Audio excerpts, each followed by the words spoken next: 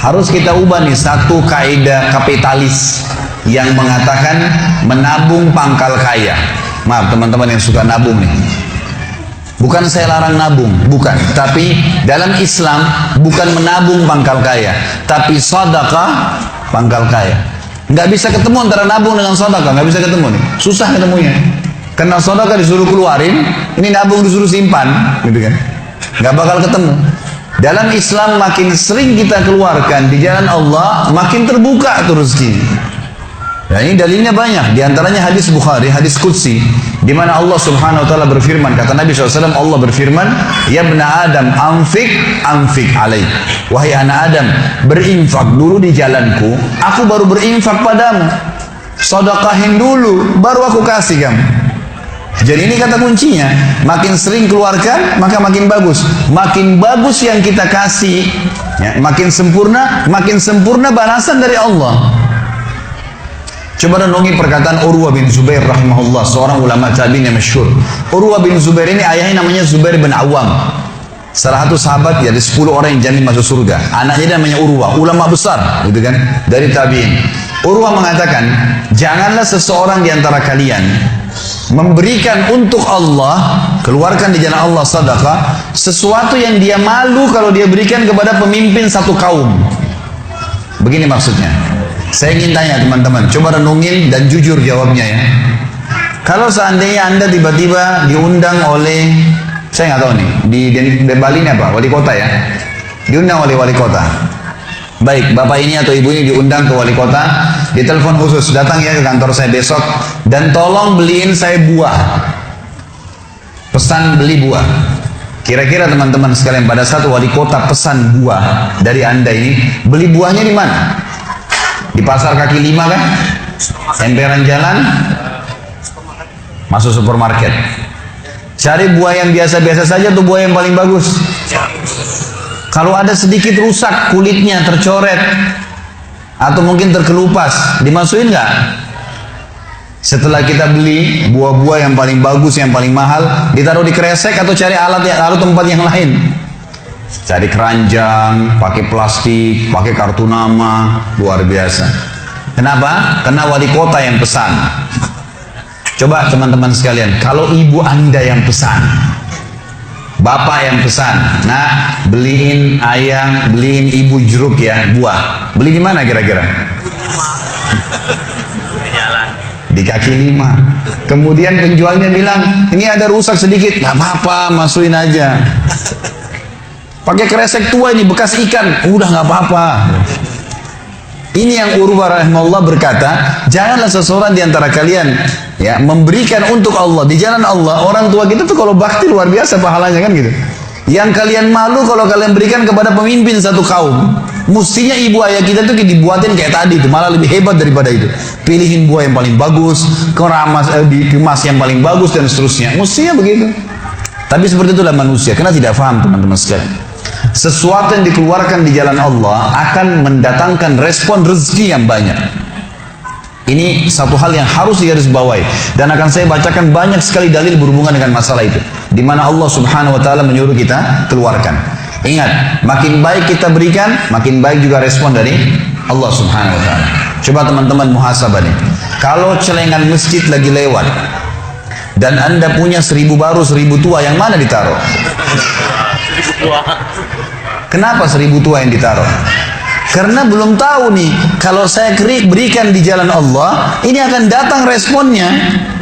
1000 baru yang kita beli air mineral di luar sana, ini pemahaman yang salah. Ini yang kita mau lurusin malam ini.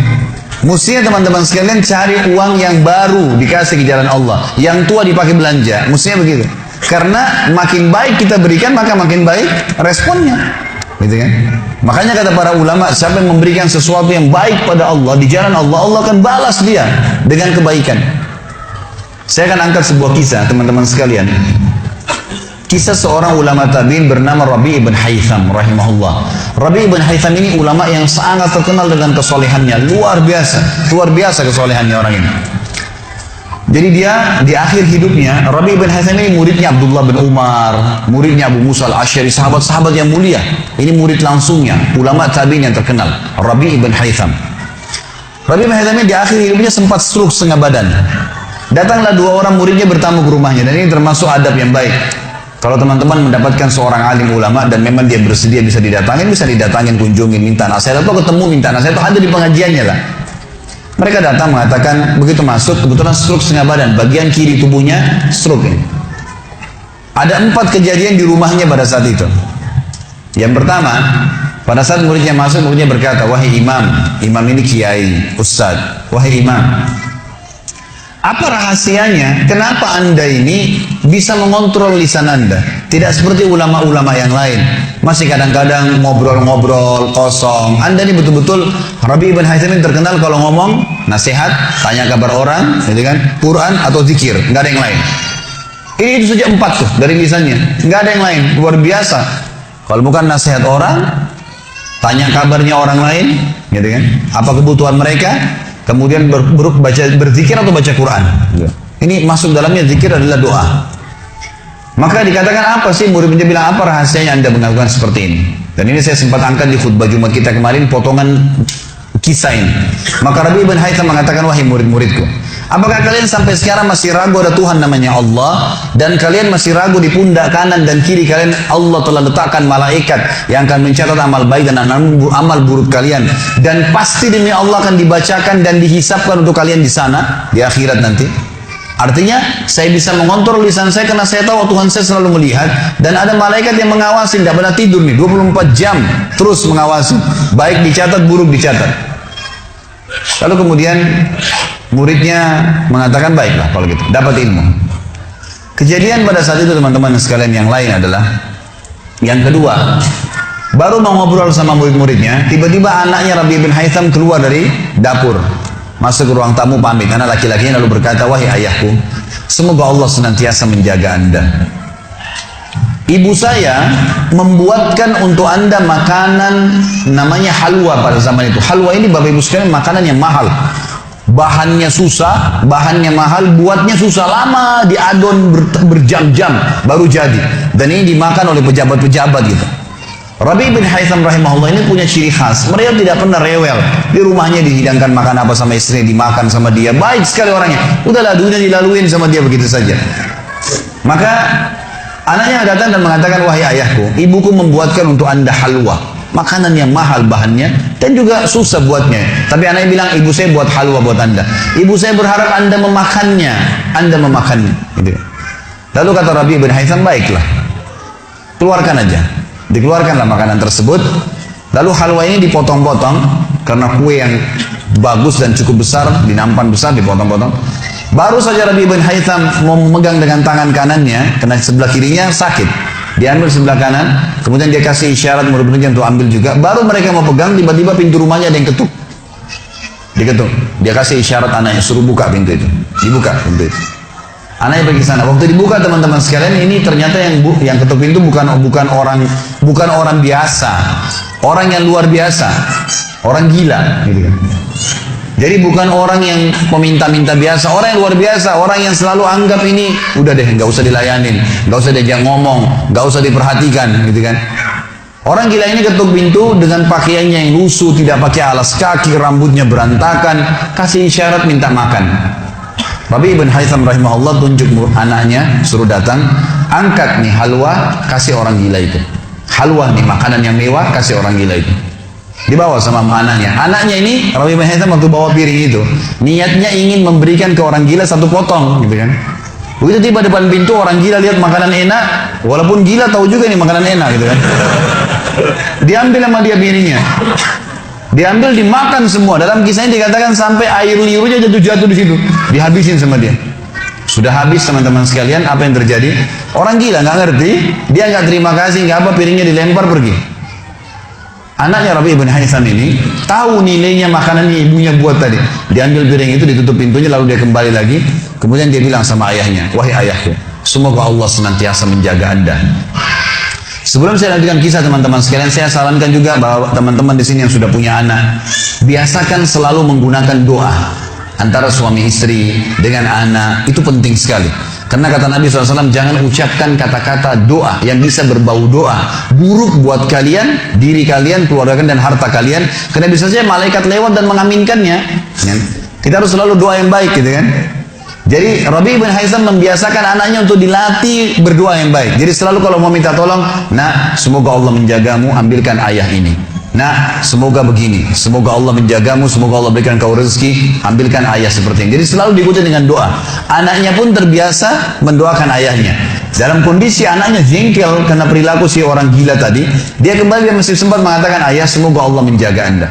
Tadi itu ayah yang minta-minta orang gila. Dia tidak mengerti nilainya makanan yang kita kasih. Kalau tadi anda suruh saya ke dapur, ngambil apa saja, roti lah, apalah, dia makan juga. Kenapa harus halwa yang ibu saya setengah mati buat, biayanya mahal, buatnya lama, gitu kan? Jadi anaknya butuh jawaban nih. Perhatikan apa jawabannya orang beriman kepada Allah dan tahu benar kata kunci bertambahnya rezeki justru dengan sedekah itu. Kata dia apa? Ya waladi illam yadri fallahu yadri. Baru dia baca ayat lan tanalu birra hatta tunfiqu mimma tuhibbun. Wahai anakku, kalau orang gila itu tidak tahu nilainya makanan yang kita kasih, nggak penting buat saya. Karena Allah tahu nilainya. Bukan dianya, tapi Allah tahu nilainya. Dan ingatlah firman Allah, kalian tidak akan mendapatkan, gitu kan? Kalian tidak akan mendapatkan balasan sempurna daripada sedekah kalian sampai kalian menginfakkan apa yang paling kalian cintai. Saya suka halwa itu, tapi disuruh kasih. Teman-teman sekalian, pelajaran luar biasa dari kisah ini. Pernah nggak kita berpikir berikan makan orang gila? Kadang-kadang subhanallah kita lihat orang gila ambil di sampah, kita biarin, nggak mau dilihat. Kalau kita nggak kasih makanan dia, siapa yang akan kasih makan? Dan Allah tetap menilai kita dan sesuai dengan niatnya. Innamal a'malu binniyat. Termasuk saya pernah jelaskan ke jamaah saya di pengajian. Kalau ada orang datang ke masjid kita ini sekarang bawa proposal, teman-teman sekalian. Nih, proposal saya mau bangun masjid. Butuh bantuan 1 miliar. Kita nyumbang semua. Berkumpul 1 miliar. Sebulan kemudian kita tahu orang itu dusta. Rugikah kita? Tidak rugi sama sekali. Kita akan dapatkan pahala bangun masjid walaupun masjidnya belum dibangun. Karena innamal a'malu binniyat, gitu kan? Allah akan kasih begitu. Siapa yang niat mengerjakan satu perbuatan, niat dalam hatinya, belum dikerjakan dapat 1 pahala. Dikerjakan diberikan pahala 10 kali lipat sampai 700 kali lipat kata Nabi SAW. Jadi jelas sekali, gitu kan? Bagaimana Rabi bin Haitham mengajarkan kepada kita bersedekah, teman-teman, sampai pada orang gila pun dikasih. Karena Allah akan menilai kebaikan itu. Bagaimana bisa kita tidak lakukan? Maka selesai kisah yang kedua. Kisah yang ketiga adalah muridnya mengatakan, wahai imam, apa nasihat anda? Apa nasihat anda untuk kami dalam masalah ibadah? Tentu yang jadi saksi bahasan tadi orang gila dikasih makan itu ya. Maka dia mengatakan waktu ditanya oleh muridnya apa nasihatnya dalam ibadah? Ibadah kami apa nasihatnya? Sholat, puasa, apa nasihat anda? Maka beliau mengatakan, alaikum bil asrar. Rahasiakan amal soleh kalian. Jangan ceritakan sama siapapun. Kerjakan tapi jangan ceritakan. Udah, Allah sudah utuskan ada malaikat yang catat semua kebaikan. Tidak dibayar, tidak pernah tidur, lengkap semua data-datanya hari kiamat. Semua dicatat. Rahasiakan amal soleh kalian. Jangan ceritakan sama siapapun, jangan buka sama siapapun. Baik. Lalu kejadian terakhir di rumahnya adalah teman-teman sekalian, waktu itu terdengar azan duhur, stroke setengah badan. Lalu Rabi bin Haitham ini saya sekarang berikan motivasi kepada teman-teman yang masih malas sholat di masjid. Rumah Allah harus didatangi teman-teman sekalian. Fadilahnya sangat besar.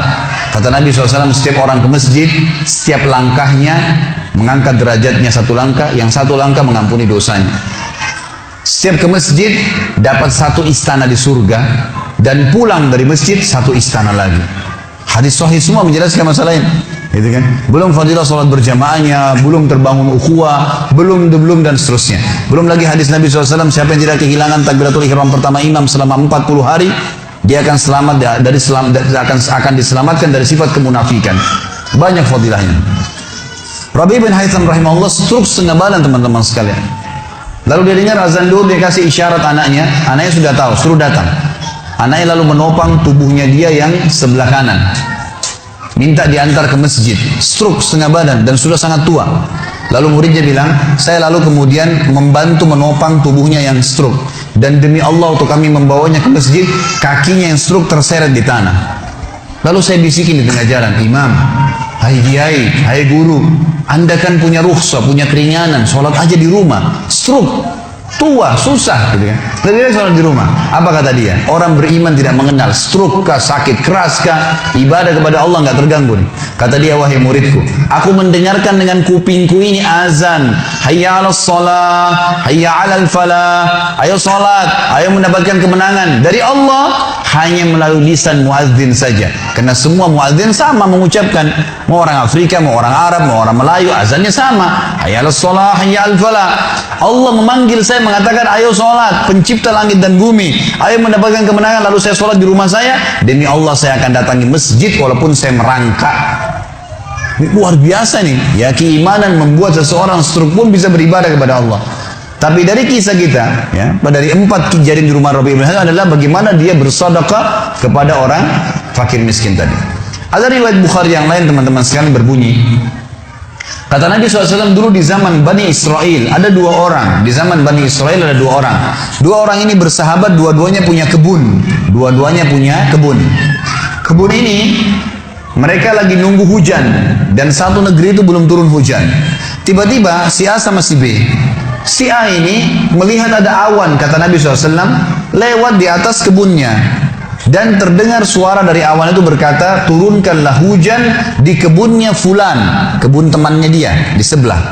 Maka dia bilang, kata Nabi SAW, orang ini pun mengikuti awan tersebut. Ternyata betul, awan itu menggumpul semuanya di atas kebun temannya, hujan.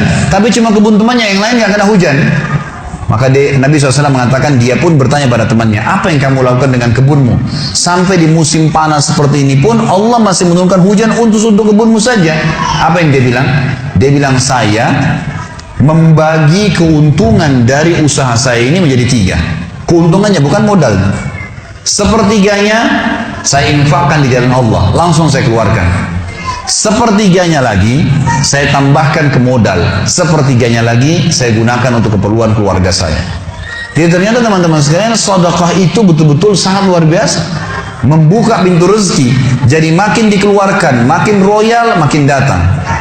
Saya sarankan teman-teman kalau bisa ikutin ceramah saya di YouTube, ada tentang Abdurrahman bin Auf, sahabat Nabi, serial sahabat. Kita sudah membahas 9 sahabat, Abu Bakar, Umar, Uthman, Ali, Talha, Zubair, kemudian Abdurrahman bin Auf, Talha bin Ubaidillah, terakhir itu Sa'id bin Zaid. Dan insya Allah hari Sabtu depan ini akan ada tablik akbar sahabat yang ke-10, Abu Ubaidah bin Jarrah. Abdurrahman bin Auf salah satu sifat ciri khasnya, semua sahabat suka bersedekah, tapi Abdurrahman ini luar biasa dalam sedekah, luar biasa. Beliau pernah kedatangan keuntungan 1 peti emas di satu malam, gak bisa tidur, gelisah. Istrinya tanya, kenapa Abdurrahman? Dia bilang, saya nggak bisa tidur nih, belum pernah ada keuntungan sebesar ini. Kata istrinya, lalu apa keinginan? Dia bilang, saya ingin keluarkan jalan Allah, saya nggak mau simpan di rumah saya malam ini. Ya, nggak mau nabung. Kalau kita subhanallah baru untung 1 juta sudah antri sejam di bank, gitu kan. Ini nggak mau nabung, keluarin malam ini, sedekahin semua untuk fakir miskin. Gitu. Istrinya juga solehah, nggak seperti sebagian muslimah. Maaf, saya nggak singgung muslimah di belakang sana. Tapi ada orang begitu, suaminya dapat untung, sebelum disedekahin, sebelum kasih orang tuanya, sebentar dulu, jatah saya mana? Gitu kan. Ini enggak, istrinya mengatakan sedekahin. Ayo kita sama-sama. Dibungkuslah emas-emas itu, koin-koin emas, dirham emas itu, kemudian dibagiin, habis. Subhanallah, karena ikhlasnya mensedekahkan semua keuntungan malam itu, besok dalam riwayat saya dikatakan datang 2 peti keuntungan dengan produk yang sama. 2 peti emas dikeluarin sama Abdurrahman, 2 peti emas. Hari ketiga datang 3 peti keuntungan, dikeluarkan hari keempat datang 4 peti, begitu terus sampai Abdurrahman memiliki sebuah gudang penuh dengan emas. Waktu Abdurrahman radhiyallahu anhu meninggal dunia, waktu mau dibagi warisannya, itu emas-emasnya saking sudah ditumpuk-tumpuk sampai melengket satu sama yang lain. Waktu mau dipisahin, dibagi, itu harus pakai kampak, dan yang mengkampak itu tangannya sampai memar, luka. Saking banyaknya, selalu sedekah. Setiap hari beli 33 budak, dibebasin. Setiap hari beli budak, bebasin. Setiap hari datangkan 30 kafilah, ya 30 ekor unta untuk diparkir, ditaruh di tengah-tengah jalan, di tengah-tengah jalan Madinah. Lalu pegawainya berteriak, Abdurrahman membagi-bagi buat kalian, silakan, semua ambil kebutuhannya. Luar biasa gitu. Kita subhanallah kadang-kadang bersedekah, kalau orang datang itu pun masih perhitungan, gitu kan. Ini nggak sengaja cari orang yang butuh lalu dikasih. Maka lihat bagaimana mereka memahami tentang masalah sedekah ini, teman-teman sekalian. Dalam hadisnya dikatakan sedekah tutfi'u ghadabur rahman. Sedekah itu bisa meredam murkanya Allah. Keluarin. Jangan ragu dengan masalah sedekah itu. Karena itu kata kunci datangnya rezeki. Mari kita dengarkan ayatnya. Yang pertama adalah surah Al-Baqarah, surah nomor 2 ayat 254. Allah Subhanahu wa taala berfirman, Al-Baqarah 254, A'udzu billahi minasyaitonir rajim. Ya ayyuhalladzina amanu, hai orang-orang yang telah beriman pada Allah, anfiku, keluarkan mimma razaqnakum, dari apa yang telah kami berikan untuk kalian rezeki, min qabli an yati yaumun la bai'un fihi wala khullatun wala syafa'ah wal kafirun humudz zalimun. Sebelum datang hari nanti kalian menyesal, nggak ada lagi hari transaksi, nggak ada lagi kasih sayang, tidak ada lagi pertolongan, hari kiamat. Teman-teman sekalian, maaf kalau anda punya rezeki banyak di rekening, masya Allah, bagus, tapi usahakan selalu ada sedekahnya. Karena kalau kita biarkan numpuk, kita cuma bangga di angka tulisan, di print bukunya, oh iya banyaknya 2 miliar, 10 miliar. Kita cuma bangga dengan angka. Apa yang mau dibanggain? Pada saat antum meninggal, kalau antum tidak sedekahkan, teman-teman sekalian, tidak punya masjid yang dibangun, nggak punya kegiatan amal jariah, nggak pernah punya sesuatu buat dia infakkan sebenarnya, gitu kan? Maka pastikan orang seperti ini akan menyesal pada saat meninggal. Coba ya saya sedekahin dulu. Makanya kata Nabi SAW, hartamu yang sebenarnya, harta yang kau sedekahkan selama kau hidup, itu harta sebenarnya. Dan harta yang bukan sebenarnya yang kau habiskan beli makanan dan pakaian, habis semua. Yang kau sedekahin. Seorang ulama salaf dulu pernah ditanya, setiap dia dapat keuntungan selalu sedekahin, selalu sedekahin. Dipakai untuk kebutuhan keluarganya, sisanya sedekah, nggak ditabung sama dia, dihabisin. Maka pada saat ya ada teman-temannya kumpul di rumahnya lalu berkata, wahai fulan, apa kok nggak sayang hasil kerimatmu?